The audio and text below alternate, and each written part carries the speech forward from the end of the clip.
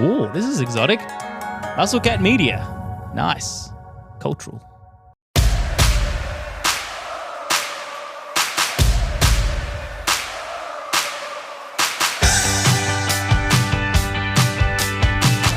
Back on the expats, and for the first time in, 6 months, all three of us are in the same place at the same time. Eric didn't have the link for the meeting room that we used, 65 times last year. That's how long it's been since he's been on the show. Welcome back for another week. It's all happening. World Baseball Classic is at the pointy end. We're less than 2 weeks away from the Major League season.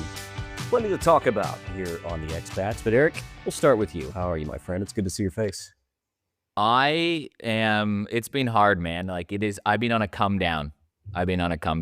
That was a really fun experience the last month at the WBC with Team Australia. It's just hard to go back to reality a little bit too. And I know I talked to some of the guys about this as well, and they're all experiencing it to some degree. And it's not that there's anything wrong with my life. In fact, I have quite a happy life. I've done happy things since I've been back. I'm quite proud of the life that I have created in another country. But man, it was just like, okay, Team Australia, right? Our training started at 8:50 a.m. every single day, right?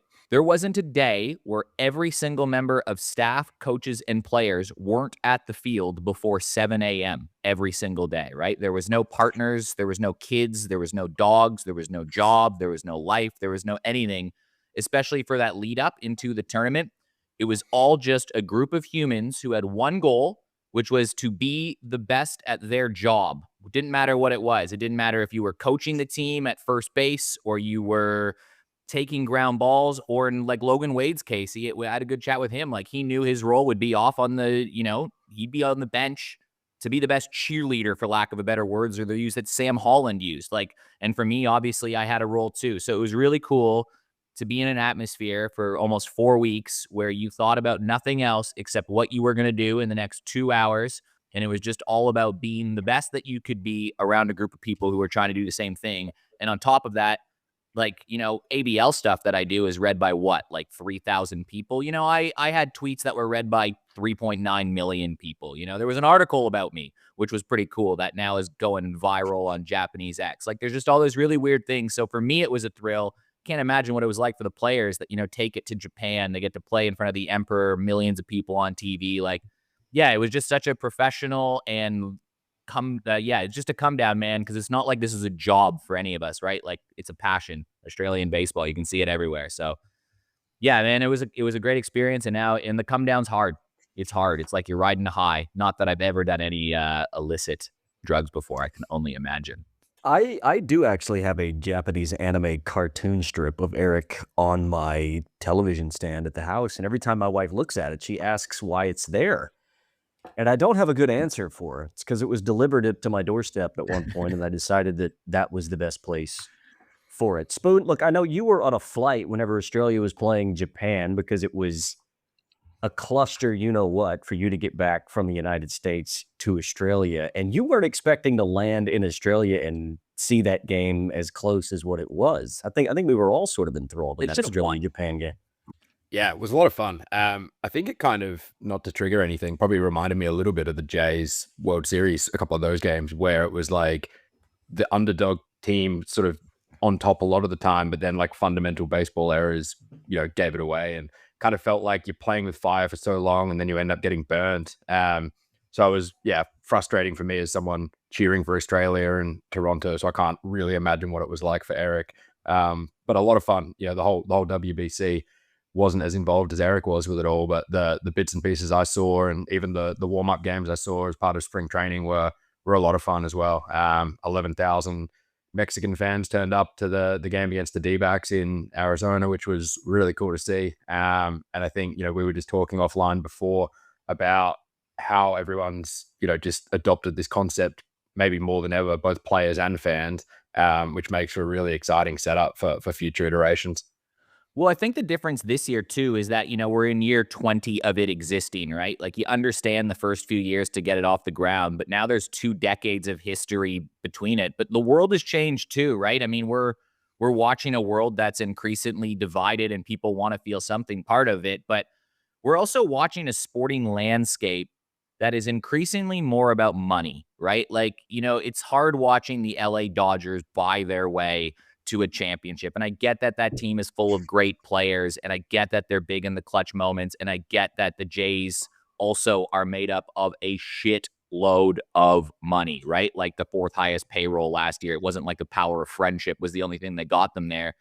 But everything about this tournament is just so pure, right? Like, and that's what I think people are kind of loving it about it. That's why people love the Olympics, right? Like, it's not money driven. You're playing for something bigger than yourself. And I think that Ronald Acuna clip where he said, hey, like that infield single, he had an infield single against Italy, a team of Americans, mind you, in the semifinal game of a World Baseball Classic. He's won an MVP, he's won a World Series, and he's had that ridiculous season where he was 40 homers, 40 stolen bases, all that in between. And he called the infield single to beat Italy the best moment of his career. And he's right? Like, no one can. I hate how people are online debating that, being like, no, it's not, it's this. It's like it's him. It's literally his call. Like, that is nobody else's decision except for the guy's life that it is. And Aaron Judge saying that about the atmosphere and the stakes and the environment. And Vladdy Guerrero saying he's preferred this to the World Series run. Like, it just means so much to guys, and that's pretty intoxicating. It's only going to get bigger. I still feel like the United States and their sports fans are like the last hurdle to really like jump on board, fully invested in that. Canada to a degree too, but yeah, like it's awesome. It's better than the World Series. I will back that up, right? Like I think it's a better atmosphere than the World Series, and I've been to a World Series game. I've cheered my team in a losing effort. This is just better.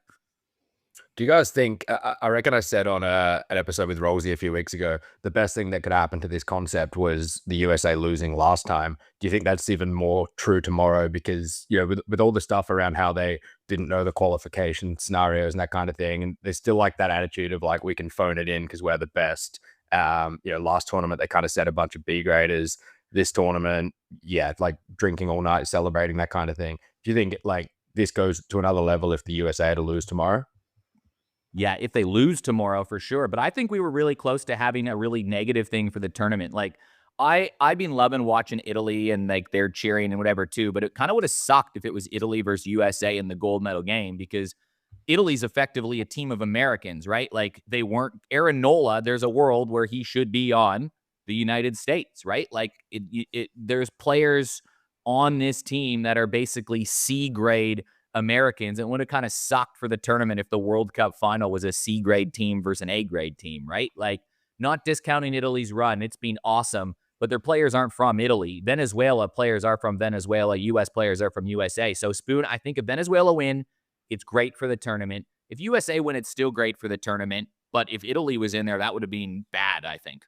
I don't mind it because, and I mean, for here in Australia, we're starting to see this shift similarly in like rugby league, whereas previously there was one, maybe two rugby league nations, right? Australia, New Zealand, that was it. I mean, even England was kind of there, but they were even sort of on the periphery. But now, because of some of the rules that are changing and the ability for players to play for all these different countries that they have heritage to, and look, in rugby league, it's probably even a little bit looser than what it is in the WBC, although depending on which team you play for in the WBC, the rules seem to be different for each nation, but well, I'll leave that where it is.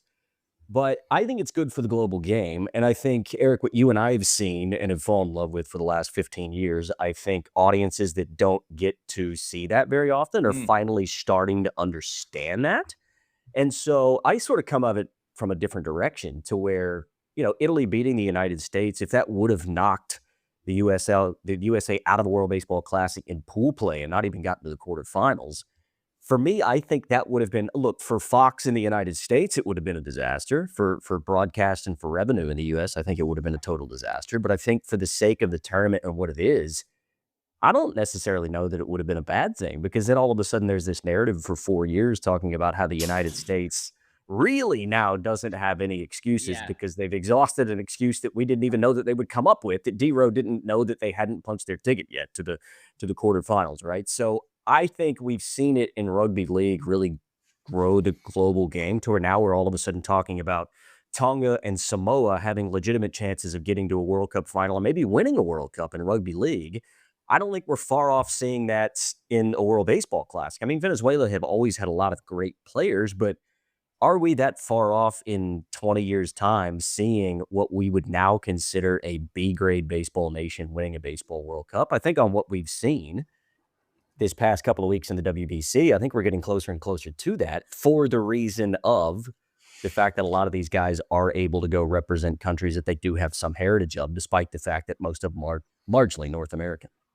I agree with that it's great for like that branding of the global game. However, I think there's got to be a cap, right? And I don't think we've ever been far off from a so-called B grade nation winning it, right? Like, I mean, Dominicans definitely in the A grade. They've won it before, but Korea is probably in that tier below. They've been close. Chinese Taipei, they're all developed. They've won a Premier 12, and they were just a bad game versus Australia. Well, Australia played great, actually, that game. They were unbelievable how good Australia played that game versus Chinese Taipei. You know, Australia has always said they don't have the most talent in the team, but they can win against anybody on their given day. I think for me, what bugs me is that you look at, okay, let's phrase it this way. If you told me tomorrow that Michael Lorenzen could be on Team Australia, and would you take him on your pitching staff? I would absolutely say yes, right? Like, obviously, you want a pitcher of that caliber on your team. However, I think there's got to be a cap, right? Like, I think what makes Team Australia so special is they're all from the product of Australian baseball at some point in their life. That's important. I think what's important about Korea is, yeah, they have a couple guys like your Shea Whitcombs, your Jahmai Jones, all of that. There are guys that have Korean heritage, their mom's Korean, whatever that may be. But most of their roster, 90% of their roster, is developed in Korea at some point in their career. I think it's got to be the same for a team like Italy at some point. Like, they had 3 players that are from the Italian baseball system, and they didn't play. So at some point, for an actual World Cup, there has to be stricter rules about, I mean, fine, bring the heritage rules, get your Nolas in there, have your New Jersey Italian espresso machine guys in there. That's cool.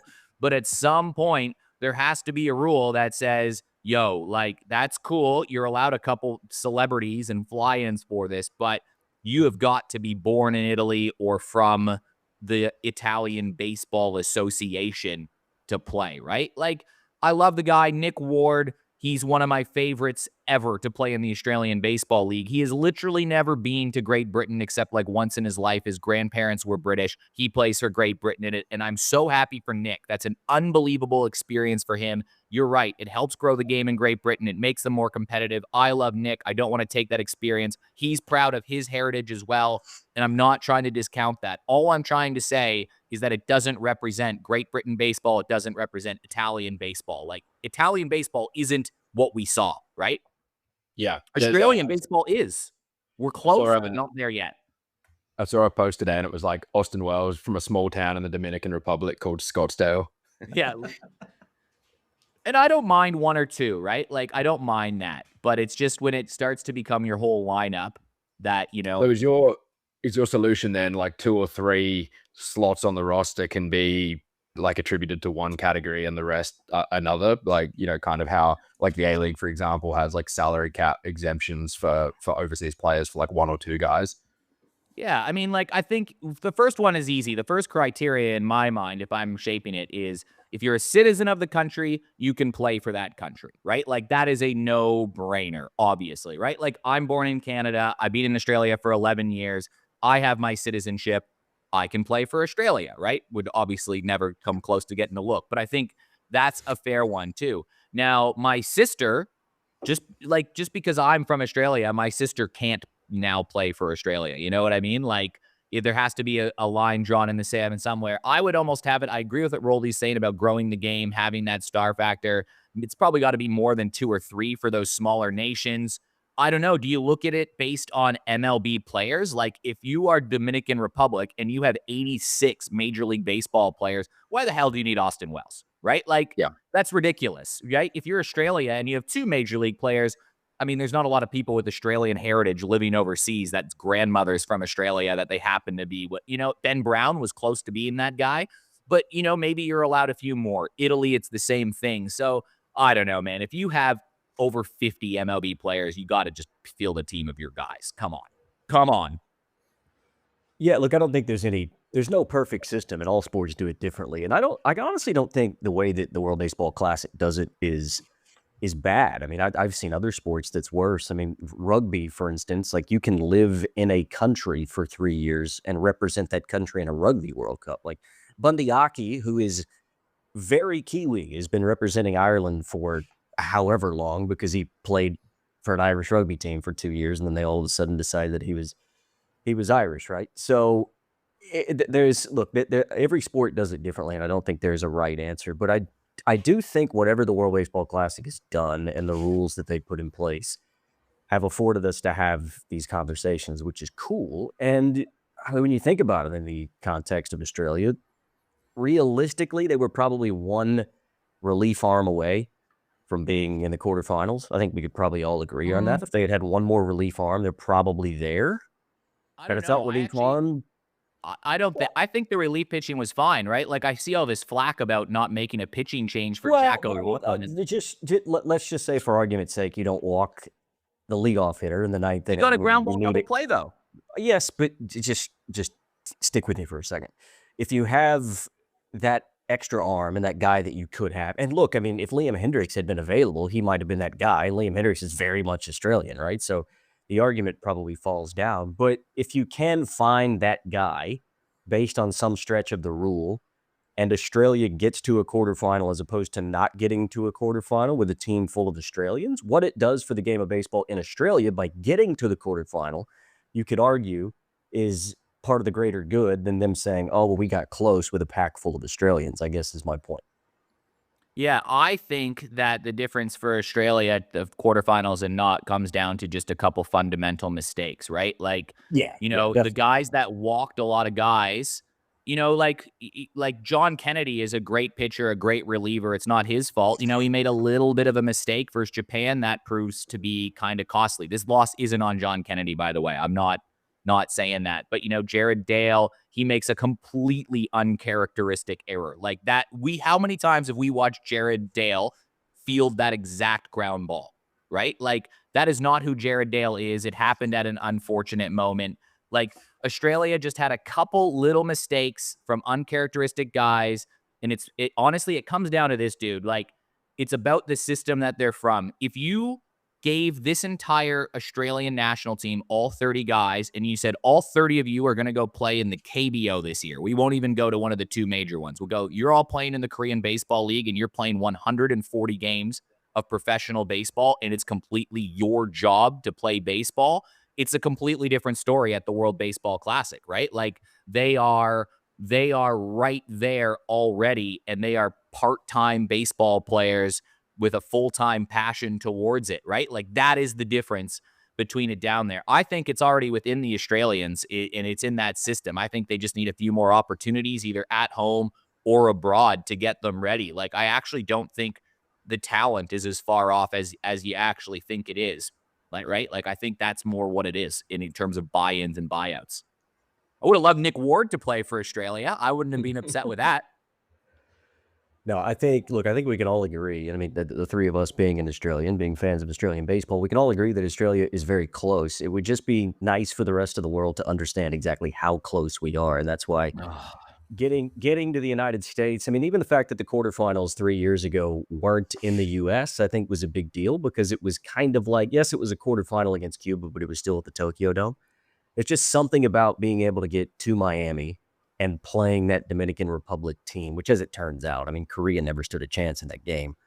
But if Australia plays in that game, in that atmosphere against the Dominican Republic, you just kind of feel like the profile of the entire nation from a baseball standpoint rises. And yeah, I mean, you're right. It was a couple fundamental moments. And I mean, that's tournament baseball. Dave Nielsen's talked about that for eons, right? That tournament baseball is all about those tiny little moments that, maybe don't show up in a 162 game season, but they do whenever you've got to play 4 games and you've got to win. And most of the time, 3 of the 4, right?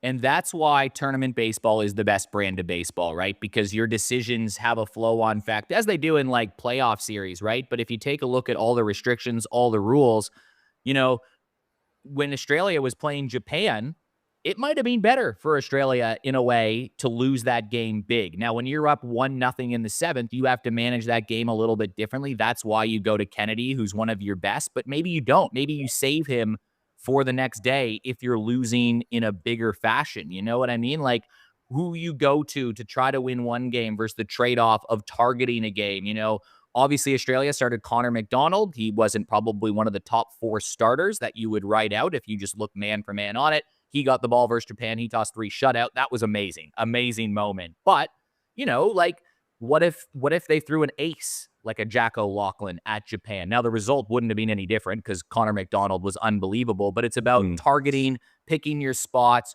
choosing your aces versus the teams that you can beat and everything in between. That's why Czechia won at Australia, right? They threw Satoria. He's their best guy, and he almost bamboozled Australia. So there's a lot of really cool little subtle elements to tournament baseball. But one more question for you boys.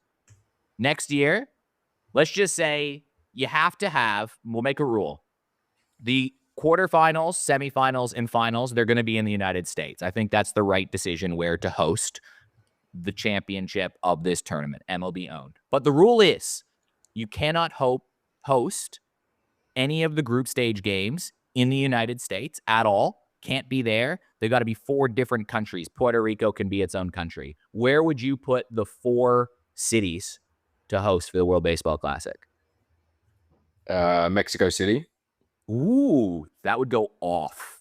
Yeah, high elevation games would be like 17, 16. Be awesome. Be like cores on Insane steroids. fans. Yeah, very passionate fan. I think the D-backs are going to play a few games there against the Padres this year. So that'll be one of my answers. I think they definitely want to go with like London or something like that, like some kind of European presence where they do that. They probably would, but I don't think it would be fun. It wouldn't be fun, no, but I think that's what they would do. Fun answer is Mexico. Logical answer is London, and I'll give Rolsey his 2. Well, I think Japan is an obvious. Like, you have to go back to the Tokyo Dome. There's no way you can't have games in the Tokyo Dome. It's absurd. And look, I know it's close in proximity, and the games were there 3 years ago, but they weren't in the Taipei Dome, so it's hard for me to not say Taipei because the atmosphere It's the inside of that nicest dome. stadium I've ever been in. Well, but the atmosphere inside of that dome for the opening round of the Premier 12 is absurd. I mean, I was lucky enough to be on the call for the first ever game that Chinese Taipei played in the Premier 12 or in the Taipei Dome because it took 700 years to build the thing. And the atmosphere was bananas. So, I mean, I know that the 2 places are so close in proximity that it may not make sense to host them in both places, but it wouldn't be unprecedented because they've done it before in a World Baseball Classic. They've done it before in a Premier 12, right? So, I mean, those would be, I'm biased because I enjoy Asian baseball, but my 2 votes would probably be Tokyo and Taipei. What about Rogers Center? Yeah, that's what I was about to suggest is like, because Toronto's the most multicultural city in the world. That venue has been redesigned and recalibrated. It's indoors, so it's fan-friendly. Fans go crazy there, and it's a super multicultural city, and it's in that Eastern time zone for the United States Eastern market that you just put USA and Canada in that group, and you add a Latino team and mix it in there, and, all of a sudden you have a vibe. I'll agree with you on the Taipei Dome, Rolsey. Like, that atmosphere from the games that we were there together at the Premier 12 was one of the most electric atmospheres and loudest buildings I've been in. And it was beat for me, that atmosphere this year at the Tokyo Dome. The best atmosphere was Korea versus Chinese Taipei. 100% was the best atmosphere of a baseball game I have ever been to. It was in Japan at the Tokyo Dome, and Japan wasn't playing. Like, I was sending you some videos of it, Rolsey. Like, it was crazy how nuts it was for a game that might not have meant anything at 12 in the afternoon on a weekday. Like, it was insane. I could not believe it. It was electric. So I think you got to go Tokyo Dome, Taipei Dome. Spoon, I like Mexico City, and I like Rogers Center. If you don't go Rogers Center, do you go to Venezuela? Do you go to DR? There might be some safety risks there potentially, I guess, and like exposing those on a global scale might be something they want to kind of steer clear of. In an ideal world, absolutely, but I think logistically could be a little tricky. Yeah, that's right fair. now. That's a very fair comment. Then maybe you go Mexico City, and You go Rogers Center to keep it close to North America, and then chuck 2 in Asia, right? Mexico City's going to get a lot of, it's an international hub. You get all the flights in from Venezuela and Dominican Republic, just chuck a lot of Latino teams in there and just embrace that atmosphere. Like, it would be pretty electric. Yeah, Mexico were a fun team to watch as well. I mean, I enjoyed, the preseason game they played, but then like guys like Kirk and Alec Thomas, Randy, like it was actually a really stacked lineup. I didn't probably realize pre-tournament how deep that team was. So you can imagine if they were playing in front of their own fans, what that would look like. I like that. I think we've just solved our 4 groups, and then you have to go to Miami. I think Miami's the perfect place for it, right? Again, multicultural city, Eastern time zone, weather-controlled ballpark, fun city, fun game, fun atmosphere, and the Marlins aren't going to draw a crowd, so someone's got to use the stadium. Well, look, I definitely want to chat a little bit about some takeaways that you guys have had from spring training. Eric, I know that you've been traveling a bit, but no doubt keeping some tabs on the Blue Jays. And Spoon, keen to get your thoughts on sort of where the Diamondbacks are and anything else you've seen in spring training. But before we move on from the World Baseball Classic, I want a tip from both of you for the final. And it's a sneaky good pitching matchup, and maybe not one that I would have ever thought we'd have in a World Championship final, but Erod going for Venezuela and Nolan McLean, of all people, getting the start for the United States. Who do we see winning the WBC final? I like Venezuela for 2 reasons. I like him at $3.50. Well, 3 reasons. I like him at $3.50 because I think it's probably closer than that. I like it because I think, the USA losing will further probably encourage them to get on side, and embrace it fully, to Eric's point before. And thirdly, Erod is a D-back, and he's kind of been a really disappointing free agent signing, but he's pitched well in the tournament. And if he could go out there and shove tomorrow, I think he takes a lot of momentum back into club baseball, which, as a D-backs fan would be great to see. So I'm leaning Venezuela for those 3 reasons, not saying necessarily that they're, going to run away with it. I want Venezuela to win too. I just think it's such a cool international baseball story, and I think it does do a long service to the game, right? Because this might change. If USA lose, the conversation becomes, man, imagine if we had Skubal. Well, you didn't. Skubal chose to pitch in spring training instead of for his country in what would have been the same outing as it would have been overall, right? So I think that narrative sort of shifts, right? Like last time, like there's still that guy short that was kind of teasing them potentially. So yeah, I'm cheering for Venezuela. That's where my heart is. The USA have won too many things lately. They're annoying me. Plus the official MLB post, the official MLB account when they've got a Canadian team in the league, like flexing after that is just next level. I know, it's crazy. And oh man, it's been so heartbreaking for Canadian, and I guess, well, even my own run, like Australia coming that close. Canada had that, they had that opportunity with 2 on, nobody out in the quarterfinals versus the USA. You could have said they were going to be there. Canada had a great opportunity to beat the USA in overtime. 2 screenshots that will haunt me forever in overtime. One with Nathan McKinnon. The Toronto Maple Leafs up 2-0, up 2-0 in the series versus Florida Panthers, not being able to get it done. The Toronto Blue Jays with how close they were. Like, all of my teams have been the Buffalo Bills. Oh my goodness. Like, all of my teams have been literally so close. Like, not even like, oh, they were close if a couple things went their way. It's like you can pinpoint it down to a single moment that, like, had it been different, I could have been sitting on the Bills Super Bowl, Jays World Series, Australia in the quarterfinals, and the Toronto Maple Leafs winning the Stanley Cup. But I got none of those things, so I hate my life. You've still got us, brother. I still have you. Not only is this an anti-Dodger podcast, but apparently it's also an anti-American podcast. I don't know that I agreed to that, but apparently that's where we're at. If you love it so much, we'll live there. That's fair enough. Speaking of, just before we talk about spring training, because at day of recording here in Australia, it is St. Patrick's Day, and everybody claims to be Irish. So I wanted to use some loose WBC rules to see if Ireland, who I think are ranked like in the 60s in the World Baseball rankings, could loosely put together a decent team a la Italy, like we were just speaking about. And you couldn't, basically, is the short answer. There's so many guys out there that have like claimed Irish roots, and some of them like would be very off the wall. Like Giancarlo Stanton, I found an issue or an article in the Irish American Baseball Association where he described his Irish roots through his great-great-grandparents. Obviously, that's too far along. Pete Alonso has some ancestry as well. Kyle Finnegan is another one, but there's just Good Irish name. there's so many guys that like are kind of loosely there. But you wouldn't really be able to make an Irish team, which makes sense because obviously they aren't anywhere on the spectrum in terms of baseball. But what it did lead me down was a rabbit hole to see who the top Irish-born player in terms of career WAR was. Now, neither of you are going to get this, but if you had to guess around about what the career WAR was and what position this player played, what would you say the career WAR was, and what would you say the position was? And Like they're born and raised in Ireland, or they are heritage. Born and raised. It's got to be a pitcher. I And would it guess has it's to be a more likely to pitcher. be a pitcher, and I'd guess 15 total career WAR.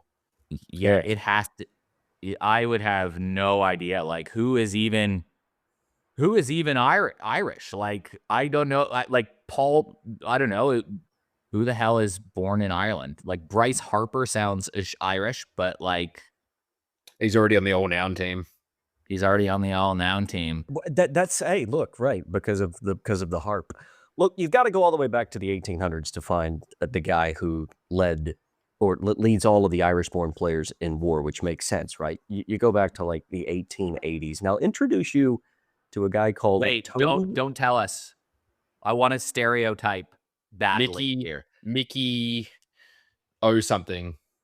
It's gonna be like Bobby O'Toole, Timmy O'Rourke, Mickey O'Connell. Jim. There's so many Irish Jims. Jim O'Toole. I'm gonna go with Jim O'Toole. Jimmy O'Toole, the wondrous baseball player. Hello, by the way, to all of our Irish listeners. I did go down and find that there were some cool names like Jack O'Doyle, Patsy Donovan, Lefty O'Doul. There was a guy called like One Arm Jack, who coincidentally had one arm and pitched in Major League Baseball for so many years. It's funny because his name isn't Jack. No, but he did have John, probably. I'll introduce you to a fella called Tony Mullane, who is after my own heart. He was born in 1859 in Cork, Ireland, right-handed pitcher, 5'10", 155 pounds. He had a career WAR of 61 throughout his Major League career. Listen to some of these numbers. The last one is the most shocking. He actually does lead Major League Baseball all-time in one statistical category, which I'll get to in just a second. But we talk about some of his phenomenal years pitching. He pitched for St. Louis. He pitched for Cincinnati. He pitched for Cleveland. He pitched for 8 or 9 different teams throughout his 13-year big league career. In 2 seasons, in 1884 and 1886, he started 67 games one of those years and had 64 complete games for a total of 567 innings pitched and a total WAR that season of 11.6. He had a 2.52 earned run average in 1884 to 567 innings pitched. He must have finished that year with one arm himself. Yeah, that's what I was just about to say. That's incredible.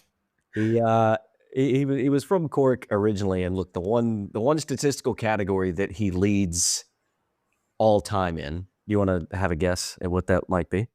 Irish Meaning WAR. pitched. Well, yes, Irish WAR is one of them. I mean, so maybe he leads in 2. What was it? He is the Major League Baseball career leader in balks with 343. I guess that's a lot of, first off, that's a lot of balks. There once was a pitcher from Cork who couldn't stop doing a balk. Something. How do you spell his name? Tony Mullane, Mullane. A total of 4,500 career innings pitched across his 13-year big league career, which ended in 1894. Don't say you don't learn anything on the Baseball Expats. I set out with a venture of thinking I could put together like a decent team of Irish heritage with like current players, and it was just impossible. So I was like, you know what? I'm this deep. I might as well figure out something interesting from Ireland. And look, Tony Mullane came across came across the desk. And like I said, at 5'10", 155 pounds, he's a man after my own heart. Well, hold on. Before we wrap up this note, I have been typing in some prompts to our friend ChatGPT, thanks to Spoon inspiring this, about a limerick about Tommy Mullane, the Irish pitcher from Cork, who likes to balk a lot. That was pretty much the prompt, and I haven't read it yet, so this could be terrible. Shall I read it? Absolutely. All right. There once was a Mullane from Cork who baffled each batter he'd fork. He'd balk now and then, confuse umpires and men, but still carved them up on a fork. I love it. It's not too bad. It's not too bad. The irony of you creating a limerick for a guy from Cork, I don't think is lost on some of our European audience, but we'll leave that there.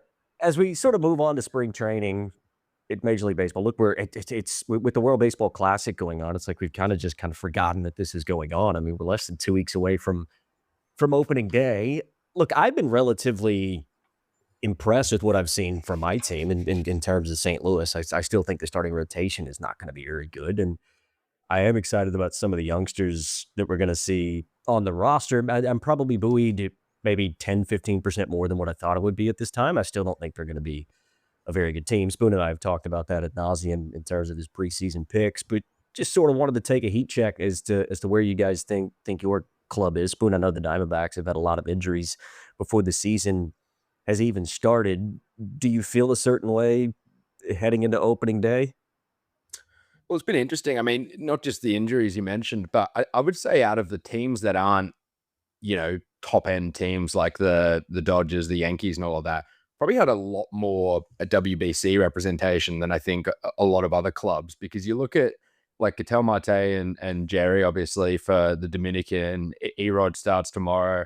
But then there were guys like, Alec Thomas playing for Mexico, I mentioned earlier. Like that's 4 or 5 of your starting lineup that haven't been getting reps in together.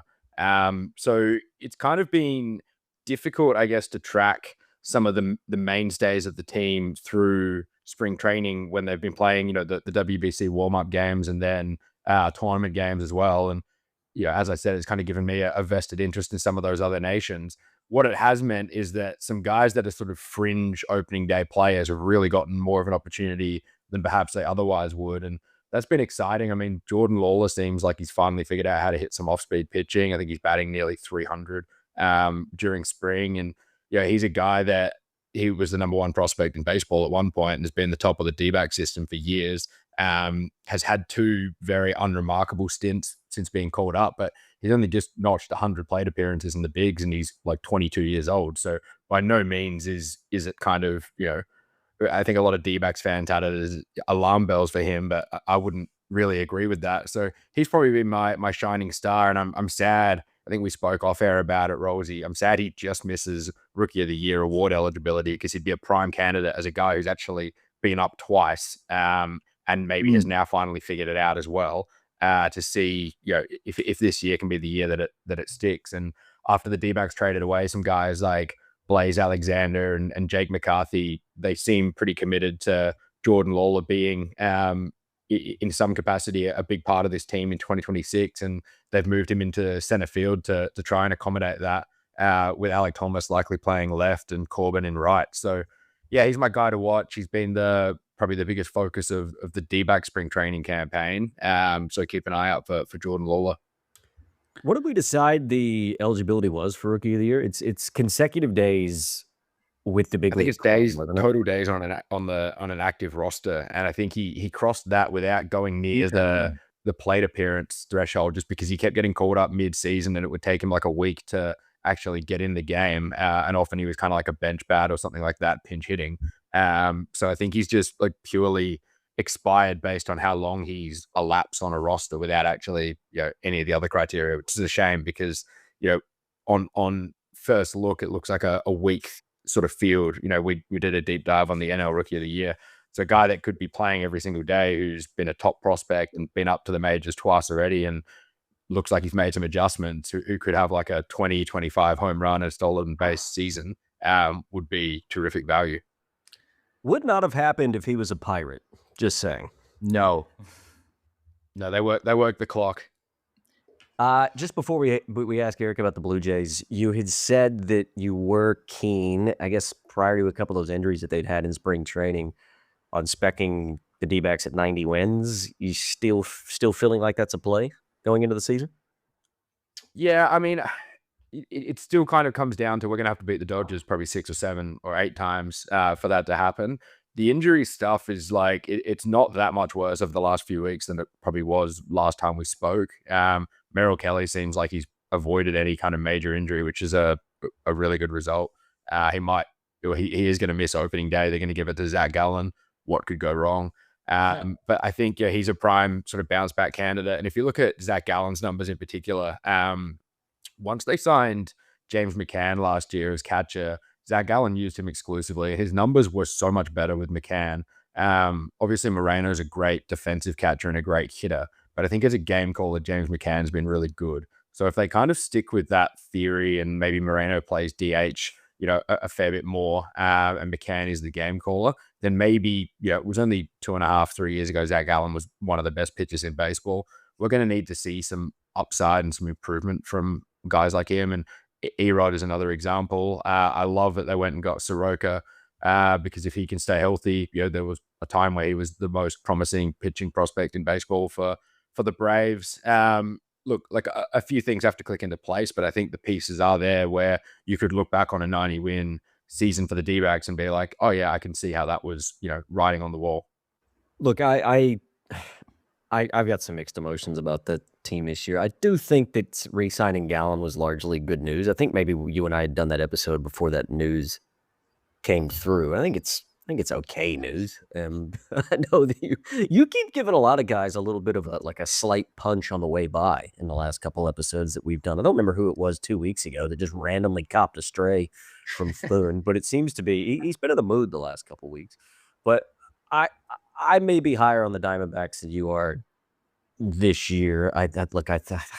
This happens a lot. The next 10 days, I think, are probably going to be the most important of the Diamondback season. So we'll see what happens there, and we'll check into Spoon. Eric, for all your travels all across the country, what's been your biggest takeaway from spring training? Well, first off, I mean, kind of what Spoon's saying too. Like, you can't look. The Jays are a legitimate contender. That's the expectation this year. And they have a lot of pieces and a lot of horses that there's not really too many roster decisions, right? Like, you kind of know what they're starting. I don't know what spring training is going to teach you about this starting rotation, right? Like, you have so much veteran experience and guys in there that there's not really decisions to make.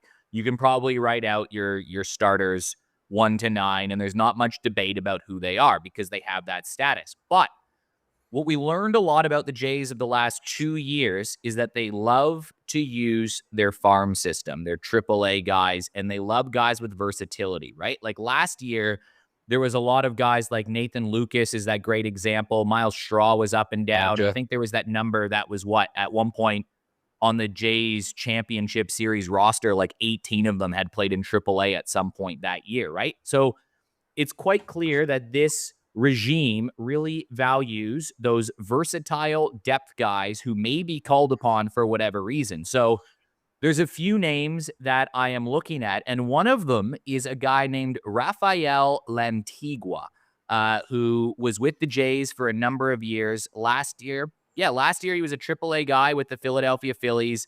He really hasn't, he hasn't been a big leaguer yet, but he's 27 years old. He can play 4 different positions. The Jays signed him because he was obviously part of their system before.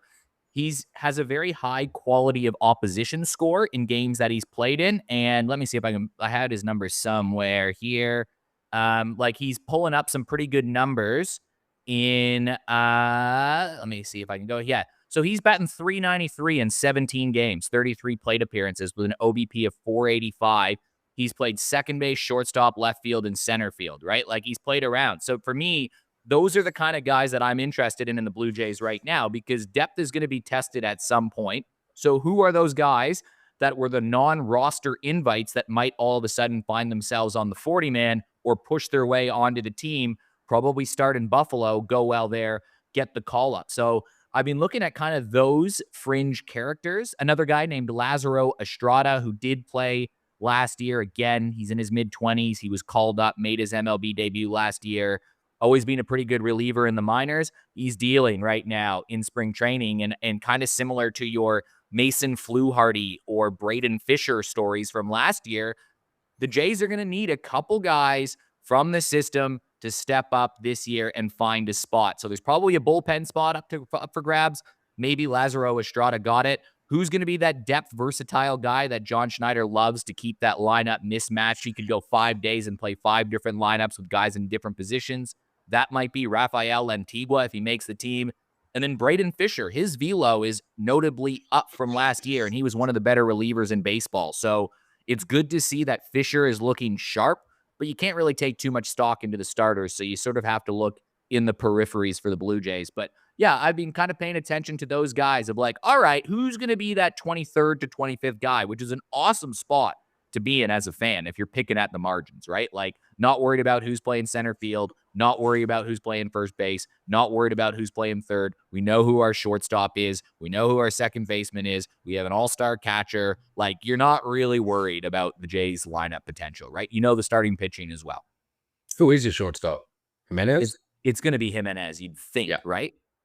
I just told you, Rafael Antigua. Well, I mean, part of the absurdity of Jordan Lawler not being eligible for the Rookie of the Year is that Trey Savage is.